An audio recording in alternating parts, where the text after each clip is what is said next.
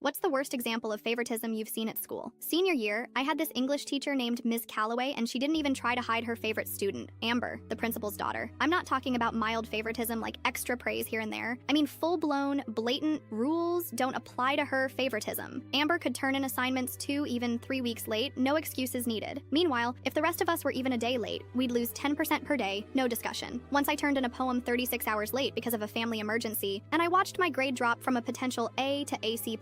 But Amber? She could write her name on a napkin and Ms. Calloway would call it brilliant minimalism. In class discussions, it was painful to watch. Every time Amber opened her mouth, usually just echoing something someone else had said, Ms. Calloway would light up like she'd just been handed a Nobel Prize winning idea. She once called Amber's comment about The Great Gatsby revolutionary. The comment, "I think Gatsby was kinda sad." That was it. I remember raising my hand with nearly the same point 10 minutes earlier, backed with a quote and a bit of analysis. Ms. Calloway just gave me a tired nod and moved on. But the worst part came at the end of the semester, the final research project. It was worth 40% of our entire grade. The assignment was to pick an American author and write a paper analyzing their themes and impact on modern literature. I chose Steinbeck. I worked my ass off, weeks of research, including interviewing a retired professor at the local college who specialized in Steinbeck's works. I had notes, citations, revisions. I put my soul into that paper. Amber turned hers in 3 days late. She chose Sylvia Plath and submitted it with a hot pink cover page and Comic Sans font. No consequences. When the grades came out, I got a B-.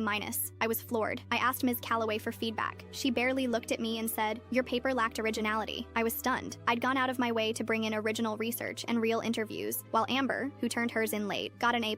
Ms. Calloway actually announced in class that it was the best paper she'd read all semester. I didn't want to be petty, but something felt off. So I went to a friend who worked in the library and asked if I could take a look at Amber's paper, which had been saved in the student archive folder on the shared drive. What I found made my blood boil. Whole paragraphs had been copy-pasted from online essay databases. No citations, no quotation marks, just straight-up plagiarism. It wasn't even subtle. She didn't change the wording or rearrange sentences. I pulled up the sources side by side and highlighted the matches. I didn't take it to Ms. Calloway. I knew that would go nowhere. Instead, I scheduled a meeting with the head of the English department, Mr. Ramirez. I printed everything out and walked him through it. My paper, her paper, the matching internet sources. I stayed calm, professional, just facts. He didn't say much during the meeting, but his face said enough. 2 weeks later, word got out. Ms. Calloway had been placed on administrative leave pending an internal investigation. Amber's grade was quietly changed. She never spoke a word to me again. The rest of the class had their papers reevaluated by another teacher. Mine came back as an A. And the kicker? Amber's dad, the principal, called me into his office. I thought I was about to get scolded or lectured. Instead, he sat me down and apologized. Genuinely. "I had no idea," he said. "Thank you for speaking up." Then he offered to write me a personal letter of recommendation for college. It helped me get into my dream school.